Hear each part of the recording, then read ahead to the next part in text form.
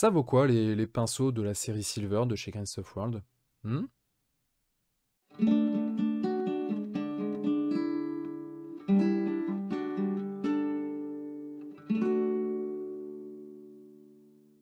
Et salut les copains, très bienvenue dans cette nouvelle vidéo. Alors aujourd'hui, on va faire un petit retour d'expérience. Je préfère dire retour d'expérience que test, parce qu'un test, je sais pas, ça demande vraiment de l'objectivité, ça demande vraiment beaucoup de tests, tout ça. Bref, un petit retour d'expérience sur mon utilisation des pinceaux de la série Silver de chez Green Stuff World. Ils me les ont envoyés pour que je puisse les essayer, que je puisse faire un petit retour. Et ben voilà, c'est ce que je fais aujourd'hui en vidéo. Alors ce petit retour, bah, il va essayer de décortiquer un petit peu les différentes caractéristiques du pinceau, notamment en le faisant en comparaison avec moi ce que j'utilise, à savoir les séries 76 de DaVinci Maestro Miniature. Juste avant de commencer cette vidéo à proprement parler, en tout cas de rentrer dans le dur du sujet, n'oublie pas que si cette vidéo t'a plu, tu peux la liker. Bah oui, tu peux, tu as le droit. Et tu peux même la partager, ça aussi tu as le droit. Et tu peux même t'abonner à la chaîne, parce que ça aussi tu as le droit. Et en plus de ça, bah, si tu le fais, tu loupes pas les prochaines vidéos, et ça, c'est pas rien. Tu peux aussi aller sur le blog apprendre-la-peinture-sur-figurine.com où j'y ai toujours en téléchargement gratuit mon petit guide du débutant en peinture sur figurine. Ça te donne des petites pistes, bah justement, pour acheter du matos, pour te lancer dans la peinture sur figurine. Et en plus de ça, ça t'inscrit à la newsletter que j'envoie à peu près, vraiment à peu près une fois par semaine. Donc ça va pas te polluer ta boîte mail, par contre ça va te donner un petit peu de news, de l'inspiration, ça va te permettre aussi de, je sais pas, d'avoir les dates des concours, des événements en peinture, enfin bref, plein de choses dans ce style-là. Donc n'hésite pas à t'y rendre. On passe au test slash retour d'expérience slash qu'est-ce que j'en pense de ces petits pinceaux. Alors pour le retour sur ces pinceaux série Silver de chez Green Stuff World, on va faire plusieurs choses. On va déjà le comparer à ce que j'ai pu tester d'autres. On va aussi, bah, quand je dis le comparer, du coup, ça va être en termes de durabilité, en termes de souplesse de poil, en termes de longueur de poil, en termes d'ergonomie, en termes de taille. Et on va évidemment comparer aussi en termes de prix pour voir un petit peu. Je préfère fonctionner comme ça en termes de comparaison parce que finalement, donner un avis tout à fait objectif sur des pinceaux comme ça, je trouve ça très compliqué, notamment parce que ça va dépendre pour chacun de ses préférences en termes de pinceaux, en termes de peinture. Donc là, je vais y aller en mode comparaison par rapport à ce que moi j'ai l'habitude d'utiliser, puisque ce que j'ai l'habitude d'utiliser, évidemment, c'est quelque chose qui me plaît bien.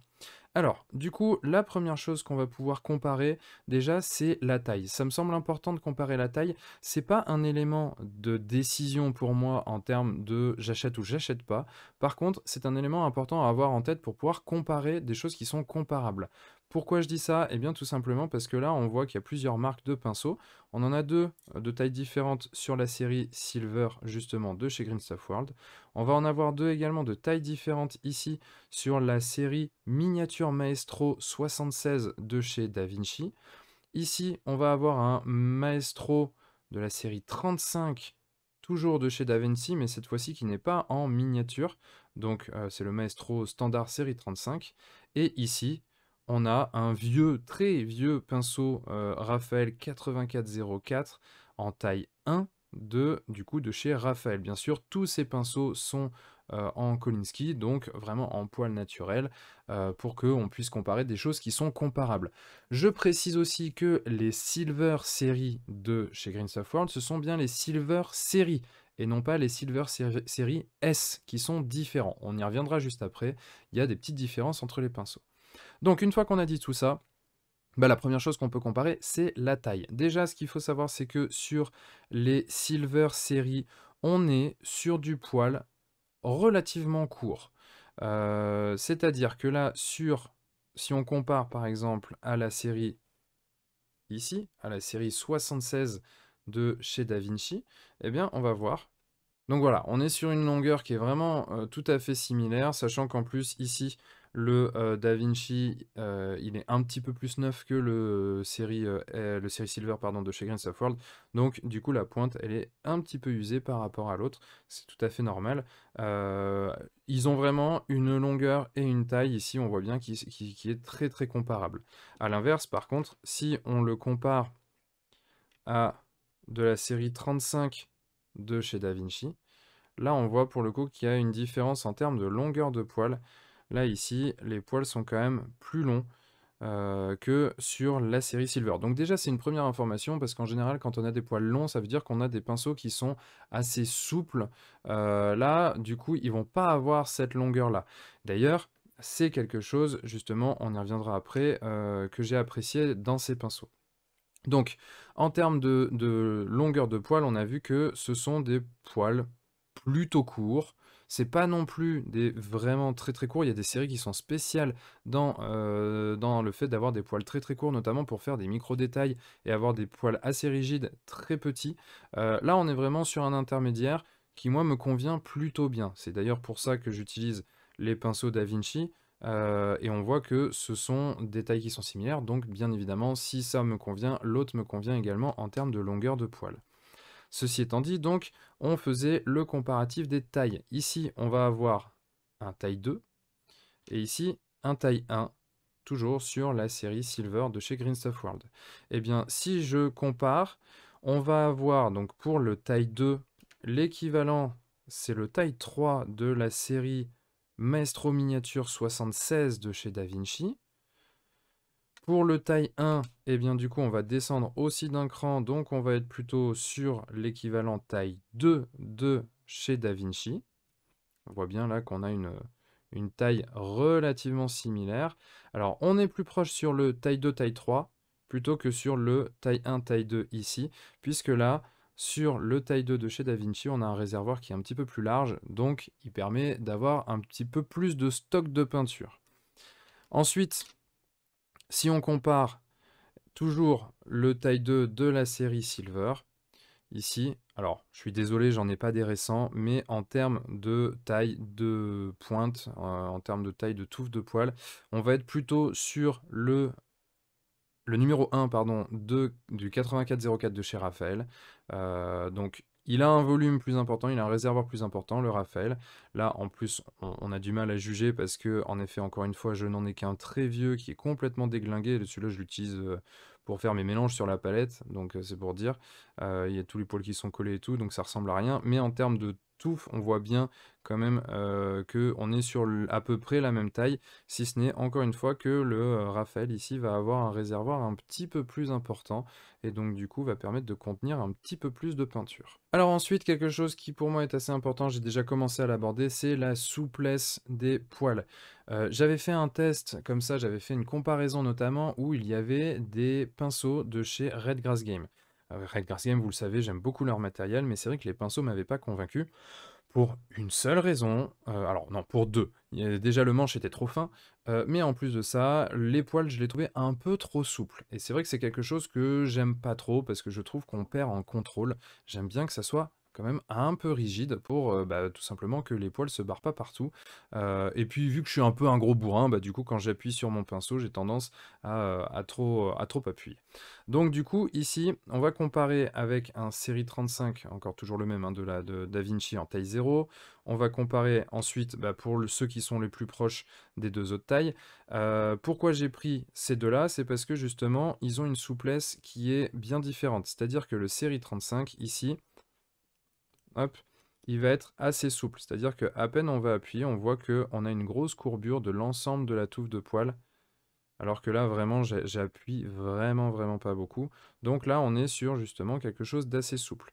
Assez souple dans la gamme Da Vinci, puisque si on reprend le comparatif, typiquement, les pinceaux de Redgrass étaient encore plus souples que celui-ci, et là, du coup, c'est pour ça que c'était trop pour moi. A l'inverse, ici, sur la série 76 en miniature Maestro, on va être sur quelque chose d'un peu moins souple. C'est-à-dire que là, par exemple, j'appuie avec la même pression que ce que j'exerce tout à l'heure. On voit bien qu'il n'y a que la pointe qui se plie, il n'y a pas le corps entier de la touffe. Et donc du coup, ça donne, selon moi, un contrôle que je préfère. Et donc du coup, quand on compare avec la série Silver, eh bien, cette série va être un peu entre les deux. Parce que du coup, quand on appuie, on a justement, voilà, là on sent que la courbure, elle est un petit peu plus ample que sur le série 76, mais elle n'est pas encore au niveau de celle du série 35. Donc avec ça, on va vraiment être sur un intermédiaire.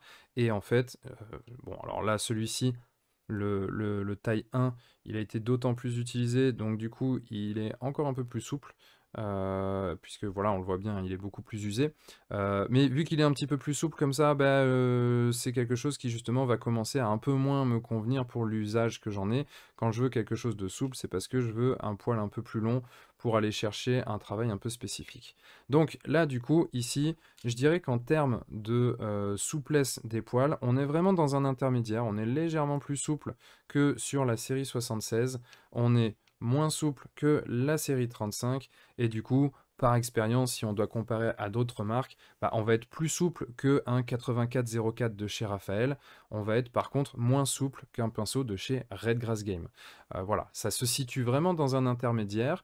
Du coup, moi, je trouve ça plutôt pas mal, parce que en vrai, alors pour la raison que j'ai évoquée, j'ai une toute petite préférence pour la série 76, mais très honnêtement, c'est vraiment pour être tatillon, parce que on est très très proche. Donc en termes de souplesse, moi j'aime bien, c'est suffisamment rigide pour bah, justement avoir un bon contrôle, mais ça ne l'est pas trop non plus, et donc du coup ça rend probablement le poil un peu moins cassant quand même, ce que j'aime particulièrement. Alors un autre point qui, mine de rien, a quand même son importance, c'est l'ergonomie du pinceau, c'est-à-dire la prise en main. Est-ce qu'elle va être agréable, est-ce qu'elle va être confortable? Bah, parce que quand même quand on peint, on a souvent le pinceau dans la main, et ouais. Et donc du coup, bah, si on a une mauvaise prise en main, si c'est pas agréable de le tenir pour sa forme, pour son épaisseur, pour sa longueur ou quoi que ce soit, c'est quelque chose qui peut être désagréable et du coup, bah, on peut un peu perdre patience. Là, en l'occurrence, d'une manière générale, je trouve qu'ils ont une ergonomie qui est assez standard, qui est assez classique, et donc du coup, elle est plutôt correcte. Maintenant, on va justement voir un petit peu quels sont les points de différence entre ces pinceaux-là, ces Silver Series, et bah, ceux que j'utilise d'habitude, donc les numéros 76 en Maestro miniature de chez DaVinci. Alors, si on regarde un petit peu comment est foutu le pinceau de chez Green Stuff World, il a une forme qui est très fusiforme, hein, finalement. Voilà, l'avantage en fait, c'est que une fois que ces pinceaux ne sont plus utilisables en tant que pinceau, on peut tout à fait les utiliser comme bouchon pour aller pêcher, c'est parfait. N'essayez pas, je ne l'ai pas vraiment fait. Là, en fait, l'idée c'est que le pinceau est quand même assez rectiligne, assez fusiforme. Il a un renflement ici qui est assez fin. Donc du coup, bah, on va avoir une prise en main qui est correcte, qui a rien de particulier. Il n'y a pas de gros points à noter par rapport à ça. Parfois, on va avoir des très gros renflements ici, on va avoir des formes qui sont un peu particulières. C'est notamment le cas, typiquement, si on va du côté de chez Army Painter, où ils ont aussi des pinceaux qui sont de forme triangulaire. Alors là, j'en ai pas sous la main, mais grosso modo, on est vraiment sur cette forme-là. Hop. Avec en plus, ils ont même parfois des petits grips, tout ça. Donc on est vraiment sur cette forme-là. Ça, c'est quelque chose qui peut être apprécié par certains, un petit peu d'autres par moins. Ça, c'est vraiment du choix personnel. En l'occurrence, ici, on est vraiment sur une forme très standard, très universelle, on va dire. Maintenant, je les trouve quand même un poil fins. Ils sont un poil fins pour mes gros doigts. Et donc, du coup, j'ai un peu l'impression de, voilà, d'être un poil crispé comme ça pour bien tenir mon pinceau, d'être obligé de vraiment venir chercher la pince un peu plus forte. J'aime bien quand le pinceau a un renflement un petit peu plus important. C'est notamment le cas ici sur les DaVinci. On voit vraiment la différence ici. On a un gros renflement à cet endroit-là et d'une manière générale, ils sont un petit peu plus épais, ils sont un petit peu plus larges. Quand on les met côte à côte comme ça se voit. Donc l'autre point ici, c'est qu'on a quand même un petit plat sur les DaVinci qui assure une meilleure prise en main. C'est agréable. En fait, on va dire, on est dans un espèce d'hybride entre un pinceau comme ça cylindrique, un peu fusiforme, et bah, ce que je disais juste avant avec les Army Painter qui ont une forme triangulaire. Ça permet d'avoir un plat comme ça, de le tenir un petit peu plus fermement. Après, on va pas se mentir, ça nous arrive assez souvent aussi d'avancer un peu plus la main, de le tenir un peu plus par là. Donc bon, on va dire un peu plus gadget, mais justement, quand on est sur l'ergonomie, sur le confort de la prise en main, bah, c'est le petit gadget qui peut faire la différence. Et accessoirement, quand on le pose, hop, il a tendance à beaucoup moins bouger, à beaucoup moins se balader, alors que celui-ci va avoir tendance à rouler plus facilement. Évidemment, puisque là, on est sur du cylindre, alors que là, on a un côté plat qui va avoir tendance à le faire s'arrêter un peu plus rapidement. Donc en termes de prise en main, moi c'est vrai que pour ça, pour le coup, je préfère les DaVinci parce qu'ils sont un petit peu plus épais, ils ont ce côté plat qui est intéressant, ils ont le renflement ici qui est un petit peu plus prononcé, donc pour tout ça, je les préfère. Maintenant, on va pas cracher dans la soupe, encore une fois, les Green Stuff World sont bien foutus, ils sont simples, et parfois, bah, quand on fait simple, on fait bien, et là en l'occurrence, c'est plutôt bien fait. Un poil fin à mon goût, mais tout le monde n'a pas des grosses paluches comme les miennes. Alors, un des éléments qui va aussi faire la qualité finalement d'un pinceau, bah, c'est combien de temps il va nous durer. Alors là, c'est toujours très difficile à dire. Je peux pas affirmer que si tu achètes un pinceau de chez Davinci ou un pinceau de chez Green Stuff World de la série Silver, pardon, je peux pas te dire qu'il va te faire une semaine, un mois, 2 ans, je n'en sais absolument rien pour plein de raisons, et notamment la principale qui est que je ne sais pas comment tu peins et je ne sais pas comment tu entretiens tes pinceaux. Ça, c'est vraiment propre à chacun, ne serait-ce que le mouvement de pinceau, la force qu'on va utiliser quand on va appuyer le pinceau sur la figurine, tout ça, ce sont des éléments qui sont vraiment propres à chacun. Donc bien évidemment, la durabilité d'un pinceau, elle n'est pas figée dans le temps, elle n'est pas inscrite quelque part. Il n'y a pas une durée de vie précise. Par contre, ce qu'on peut faire, c'est comparer la durée de vie quand on est le même peintre. Combien de temps ça va me durer d'utiliser ce pinceau et celui-ci. Et pour le coup, je trouve, j'ai été très agréablement surpris de la durée de vie des pinceaux de chez Green Stuff World. Quand je les ai reçus, j'ai pas fait de vidéo tout de suite parce que je pense que c'est aussi important, bah, justement, de les avoir utilisés, d'avoir vu s'ils duraient dans le temps ou pas. En l'occurrence, je trouve qu'ils sont très corrects, surtout pour le prix. On va y revenir, ce sera le dernier point. C'est vrai que le prix est inférieur au DaVinci, donc du coup, bah, il faut bien qu'on s'y retrouve quelque part, parce que si le prix est inférieur et qu'ils sont partout tout pareil, nickel, bah, c'est juste que en fait les DaVinci, hop, on les met à la poubelle. En l'occurrence, vous vous doutez que si je continue à utiliser les DaVinci, c'est pas pour rien. Là, je trouve que la durabilité, elle est un petit peu moins bonne que les DaVinci, c'est-à-dire que le pinceau, à mon sens, va un petit peu plus vite perdre sa pointe. Donc du coup, pour le travail de précision, on va pas avoir le choix. À un moment donné, il va falloir renouveler ses pinceaux. Du coup, c'est vrai que c'est un choix à faire, étant donné qu'ils sont moins chers, et encore une fois, on va y revenir pour voir de combien. Étant donné qu'ils sont moins chers, bah, parfois on va préférer en acheter plusieurs, en utiliser plusieurs. Moi, c'est vrai que j'essaie quand même de faire un petit peu attention à ça aussi, et je préfère prendre des produits qui sont un petit peu plus durables. Maintenant, il faut reconnaître que c'est de la bonne qualité. C'est un produit qui se tient dans le temps. Là, ça fait plusieurs mois que je les ai reçus et j'ai peint plusieurs mois avec et ils sont toujours quand même en bon état. On a vu que le numéro 1 avait un petit peu plus souffert, mais c'est probablement aussi parce que je l'ai utilisé davantage. Le numéro 2 est encore plutôt bon. Franchement, pour l'utilité que j'en ai, je continue à pouvoir faire du travail relativement précis avec, alors que ça fait un petit moment que je l'utilise.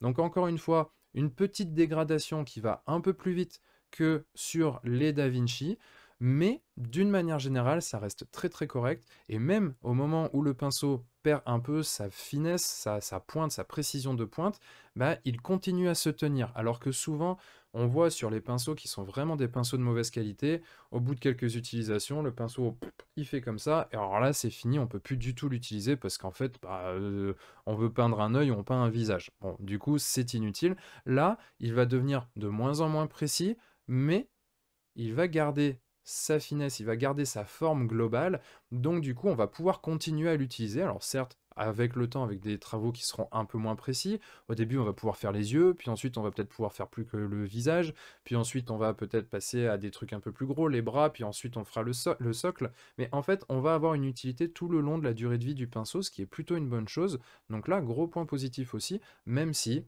au final je trouve que les DaVinci tiennent un peu mieux dans le temps. Alors maintenant, bien parlons prix, parce que oui, c'est quelque chose évidemment qui est très très important. On pourrait avoir le meilleur pinceau du monde s'il coûtait 1000 € l'unité. Probablement qu'on ne l'utiliserait pas. A l'inverse, ici, on est en train de voir du Green Stuff World qui sont plutôt réputés pour être une marque abordable. Et encore une fois, bien sûr, là-dessus, ils ne se louent pas. Les pinceaux, clairement, sont pas chers.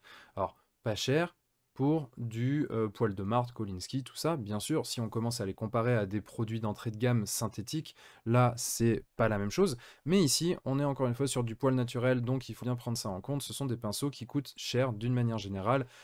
En dessous de 10 euros, clairement, on n'en trouve pas beaucoup. En dessous du prix de chez Green Stuff World, pour le coup, je n'ai pas en tête voilà, un endroit. Il me semble que Girio, une fois, m'avait dit qu'il avait trouvé une bonne affaire, mais je sais même plus. Mais enfin, voilà, c'était le truc un petit peu genre comment dire, la trouvaille qu'il fallait avoir sur un site en particulier, et pour pouvoir y avoir accès, il fallait commander, je sais plus, 20-30 pinceaux, enfin bref. Donc dans tous les cas, ici on est vraiment sur, en termes de prix, on est vraiment sur de l'entrée de gamme, c'est très accessible. On va être sur, alors là en l'occurrence, il y a une promo de 15% apparemment, on est à 7,36 € sur le pinceau taille 1, au lieu de 8,66 €, et on va être sur 9,59 € au lieu de 11,28 € sur le taille 2. Si on prend maintenant en comparaison, eh bien justement les fameux séries 76 de Maestro Miniature, alors déjà la première chose, c'est qu'ils sont pas vraiment très faciles à trouver, ça c'est vrai que c'est un point qui est un petit peu pénible. Et ensuite, là, j'ai trouvé un site qui en fait l'entretemps.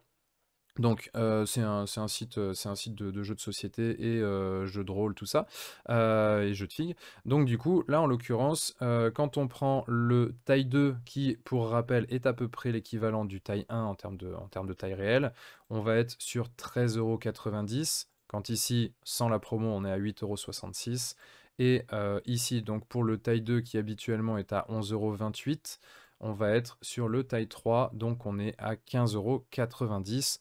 Donc, dépendamment de s'il y a une promo ou pas, on va être entre 4 et 6 € d'écart pour chaque pinceau. C'est pas rien. Maintenant, ça va vraiment dépendre aussi de quelle est la fréquence de peinture, combien de pinceaux vous utilisez dans l'année, tout ça. Parce que bon, on peut aussi se dire que oui, en effet, c'est 6 € de plus. Mais si on en utilise 2 dans l'année, bon, ça fait 12 € de plus, ça fait 1 € par mois. Donc la différence, elle n'est pas non plus énormissime étant donné l'utilité qu'on va en avoir. Maintenant, pour aller dans le sens de Green Stuff World, 6 € sur un pinceau qui en coûte entre 7 et 8, c'est quand même presque le double. Donc forcément, c'est à prendre en compte. Et en fonction de vous, de vos choix, de vos préférences, c'est quelque chose qu'il faudra bien sûr intégrer dans votre réflexion. En tout cas, oui, en termes de prix, Green Stuff World fait quand même assez fort, je trouve, parce que c'est vraiment des pinceaux qui sont pas chers, pour une qualité, comme on l'a vu, qui est peut-être un petit peu en dessous sur quelques points, mais globalement qui est quand même une qualité très intéressante. Alors après, il faut voir parce que en effet, Green Stuff World, je disais que les Maestro miniatures par exemple étaient assez difficiles à trouver. Green Stuff World, c'est facile à trouver, c'est sur le site Green Stuff World, on en achète. Maintenant, c'est vrai que ça vient d'Espagne, donc du coup, si on n'achète qu'un pinceau, les frais de port, ça en met une petite couche supplémentaire quand même. Mais ceci étant dit, si on fait une grosse commande, qu'on fait avec des copains ou qu'on achète autre chose avec, du coup, forcément, ça diminue un petit peu l'impact des frais de port. Donc, en effet, encore une fois, on est sur un prix qui est très abordable. Là-dessus, Green Stuff World, encore une fois, fait mouche. Petite précision quand même, si vous allez sur le site pour acheter des pinceaux, par exemple, attention, parce qu'il y a des petits pièges. Ici, je l'ai dit une première fois dans la vidéo, je le redis, on est sur la série Silver. On n'est pas sur la série Silver S.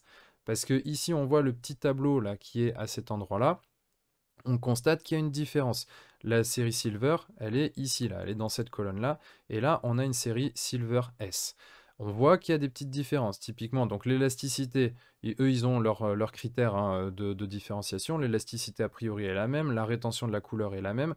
Par contre, la douceur ici, elle est meilleure. La résistance à l'usure ici, elle est vraiment meilleure parce qu'ici, on est à 5. Ici, on n'est qu'à 3.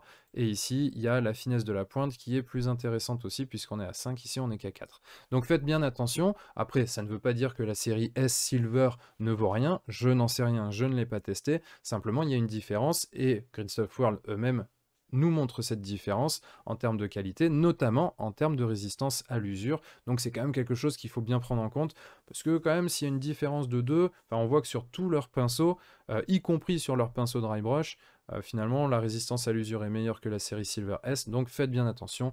Si vous allez pour acheter de la série Silver, c'est bien celle-ci qu'il faut prendre en compte. Maintenant, il y a aussi une gamme au-dessus, qui est la série Gold. Celle-ci non plus, j'ai pas eu l'occasion de la tester, donc je ne sais pas s'il y a une réelle différence avec les Silver ou pas.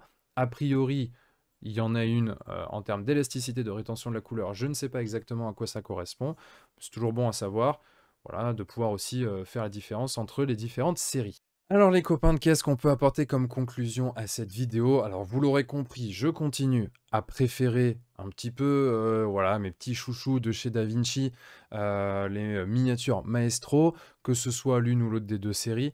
Mais c'est vrai que j'ai été très, très agréablement surpris par cette série Silver de chez Green Stuff World. Pour être tout à fait transparent, étant donné le prix des pinceaux, je me suis dit: «OK, ça va encore être une gamme où, on va peindre 3 fois avec et puis le truc, il va partir en poireau, ça va être fini». Bah, pas du tout. Franchement, ils fonctionnent très bien, ils sont relativement durables dans le temps. Même quand ils commencent à s'abîmer sur la pointe, ils conservent une tenue qui est très propre. En plus de ça, ils ont une ergonomie qui est correcte, ils ont une longueur de poil qui est correcte, ils ont une souplesse qui, moi, pour le coup, me convient parfaitement. Donc, au final, c'est quand même une très belle découverte. Les vrais points forts pour moi, c'est bah, ils ont une bonne finesse, surtout pour des produits à ce prix-là, et leur durabilité qui est quand même assez bonne. Les points que je considère comme étant un peu en dessous, on va dire que c'est l'ergonomie parce qu'ils sont assez simples et assez fins, ce qui moi, avec mes grosses paluches, me plaît un petit peu moins, mais c'est aussi très personnel, bien évidemment. Et malgré tout, on trouve quand même, même si la durabilité est un point fort, parce que je les compare avec tout ce qui va se faire en termes de prix sur la même tranche de prix, voire moins, bah, quand on va chercher d'autres pinceaux, c'est vrai qu'on peut quand même trouver des trucs qui vont tenir un petit peu plus dans le temps. Encore une fois, ça c'est vraiment très très personnel, c'est lié aussi à l'entretien qu'on va avoir de ces pinceaux, tout ça, mais c'est vrai que je trouve qu'il y a plein de points très positifs, bien évidemment. Je pense que le plus gros point positif de ces produits, ça va être bah, le fameux rapport qualité-prix, où en l'occurrence le prix est quand même super bas par rapport à bah, la qualité du produit. Encore une fois, on est sur du pinceau avec du poil naturel. Donc c'est vrai que ça, bah, à ce prix-là, franchement, j'ai pas eu l'occasion de voir ni de tester des produits qui sont comparables. Donc c'est vrai que c'est un vrai plus pour cette série-là. Peut-être qu'à terme, voilà, il faudrait que je teste aussi les autres. Par exemple, justement, on a parlé de la série Gold ou alors la série juste en dessous, la série Silver S. Ça, c'est quelque chose, bah, peut-être que dans le futur, je le ferai si toutefois, voilà, j'ai l'occasion de le faire. Mais c'est vrai que, encore une fois, bah, très très belle surprise sur ces pinceaux. Quand j'avais fait, à l'époque, j'avais fait les tests sur pas mal de marques. Si j'avais intégré ces, pinceaux de Green Stuff World, bah, je pense qu'ils auraient été parmi un peu mes petits favoris.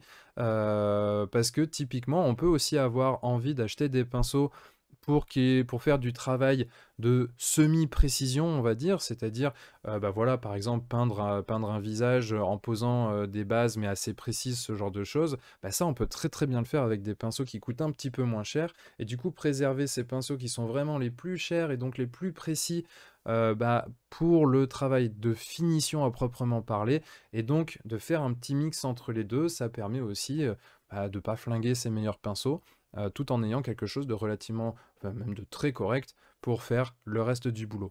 Donc encore une fois, très bonne surprise.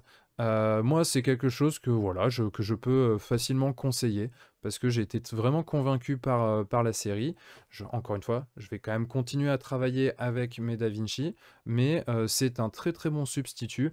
Et encore une fois, pour le prix, bah, ça fait vraiment vraiment mouche. Alors voilà les copains, on va s'arrêter là pour cette vidéo. J'espère qu'elle t'aura plu et qu'elle t'aura été utile. Si toutefois tu as d'autres questions sur des sujets, sur des points que j'ai pas abordés dans la vidéo par rapport à ces pinceaux Green Stuff World, eh ben n'hésite pas à me le mettre dans les commentaires parce que du coup je pourrais apporter des éléments de réponse supplémentaires et voir même peut-être s'il y a vraiment un élément au travers duquel je suis passé, bah, en refaire une vidéo complémentaire. Bref, il y a toujours la possibilité. Donc n'hésite surtout pas. Si la vidéo, elle t'a paru intéressante, qu'elle t'a aidé à choisir ton matos, tout ça, eh ben, dis-toi que tu seras probablement pas le seul et donc du coup, n'hésite pas à la partager. Et si t'as personne à qui la partager, eh ben, la liker et s'abonner à la chaîne, c'est des choses qui vont permettre de faire découvrir davantage les vidéos à davantage de personnes.